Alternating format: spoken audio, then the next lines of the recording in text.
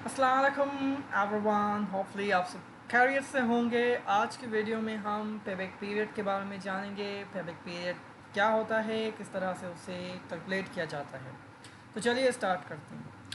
देखिए, payback period simply वो time period होता है जब आपने जितना इन्वेस्ट करा है अपने बिजनेस में वो आपको रिसीव हो जाए। फॉर इंस्टेंस, आपने कोई बिज़नेस स्टार्ट किया है 1 लाख की इन्वेस्टमेंट से, तो आप ये जानने में इंटरेस्टेड होंगे कि 1 लाख जो मैंने इन्वेस्ट किया है वो कितने टाइम पीरियड के बाद मुझे रिकवर होगा।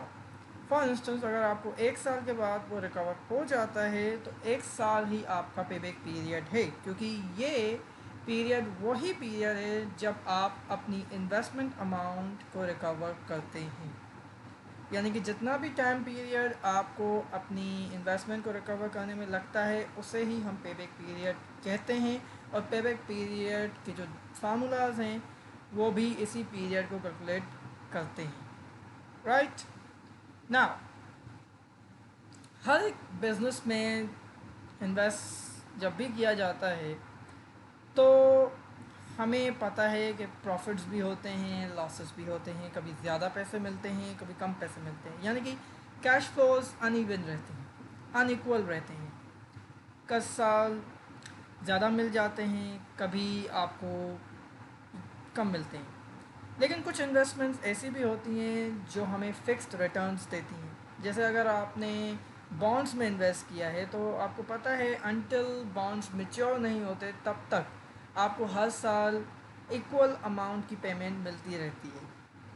फॉर इंस्टेंस, आपने अगर 1 लाख इन्वेस्ट किया है बॉन्ड्स में और वो बॉन्ड 5 साल के बाद मैच्योर होगा, तो आपको हर साल 20,000 की पेमेंट मिलती रहेगी। यानी कि अब हर साल आपको इक्वल कैश फ्लोज मिलेंगे। तो इस केस में इक्वल कैश फ्लोज हैं।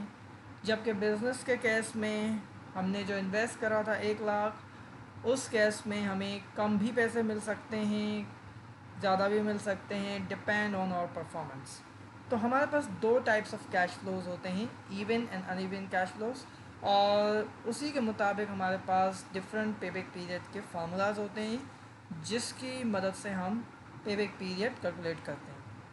तो सबसे पहले हम जानते हैं कि अगर हमारे पास कैश फ्लोज जो आने वाले हैं वो इवन हैं तो हम किस फार्मूला से पेबैक पीरियड को कैलकुलेट कर सकते हैं। तो आपकी स्क्रीन पे अब एक सवाल नज़र आ रहा होगा जिसमें हमने 1 लाख की इन्वेस्टमेंट करी है और हर साल हमें 20,000 मिलनी है। जैसे कि आप देख रहे होंगे कि 6 साल तक हमें 20,000 की ही पेमेंट रिसीव हो रही है।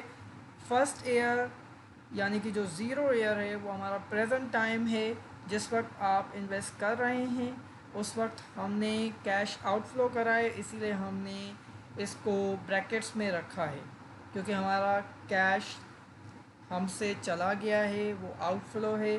जबकि आने वाले ईयर्स में हमें कैश मिल रहा है जो कि 20,000 है, इसीलिए वो पॉजिटिव अमाउंट्स में लिखा गया है।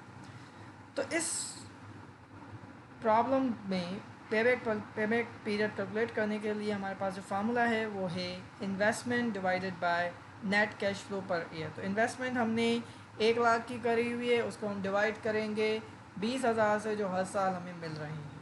तो हमारे पास जो आंसर आएगा वो है 5 ईयर्स, यानी कि 5 साल के बाद हमें अपनी पेमेंट रिसीव हो जाएगी। राइट। फॉर इंस्टेंस, अगर हमारे पास जो कैश फ्लोज मिल रहे हैं वो अनइवन हैं, जैसे कि आप स्क्रीन पे देख रहे होंगे कि जब हमने 1 लाख की इन्वेस्टमेंट करी उसके बाद हमें आने वाले ईयर्स में अनइवन अमाउंट्स की पेमेंट रिसीव हुई है। पहले साल में हमें 20,000 मिले हैं, उसके बाद 30,000 मिले हैं, फिर हमें 10 साल मिले हैं, उसके बाद फिर 40,000 मिले हैं, फिर 10,000 मिले हैं। तो यहाँ पे हमारे पास जो कैश फ्लोज रिसीव हुए हैं वो अनइवन है। तो इस केस में हमारे पास कमलेटिव कैश फ्लो की टेक्निक होती है जिसकी मदद से हम कैश फ्लोज निकालते हैं। तो यहाँ पे आप देख सकते हैं कि पहले साल में हमें 20,000 मिले, सो हमने वो लिख दिए कमलेटिव कैश फ्लो के कॉलम में। दूसरे साल में हमें 30,000 मिले, यानी कि टोटल जो हमें एक्यूमुलेट होके कैश फ्लो मिला है अब तक, वो मिले हैं हमें 50,000। क्यों?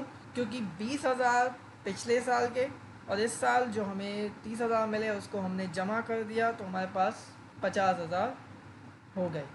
इसी तरीके से तीसरे साल हमें 10,000 और मिलते हैं, क्योंकि हमने 2 साल तक हमें 50,000 मिल चुका था, तो उसमें हमने 10,000 ऐड कर लिया, तो हमारे पास 60,000 मिल चुका। फिर से हम यही काम करेंगे। 60,000 3 सालों तक की जो पेमेंट हो चुकी है उसको हम लिखेंगे, उसके बाद हम एक्स्ट्रा जो हमें चौथे साल में पेमेंट मिली है उसको ऐड कर देंगे, तो हमारे पास 1,00,000 की पेमेंट रिसीव हो जाएगी। अब क्योंकि हमने 1,00,000 ही अमाउंट इन्वेस्ट करी थी, तो हमें वो रिसीव हो चुकी है 4 साल तक। तो इस सूरत में हम ये कह सकते हैं कि 4 साल ही हमारी पेबैक पीरियड है, जिसमें हमें हमारी पेमेंट रिसीव हो चुकी है। लेकिन अगर हमारे पास कैश फ्लोज कुछ ऐसे हों जिसमें हमारे पास जो इन्वेस्टमेंट है 1,00,000 की, वो ना 2 साल में ना 3 साल में रिकवर हो, लेकिन बीच में रिकवर हो जाए।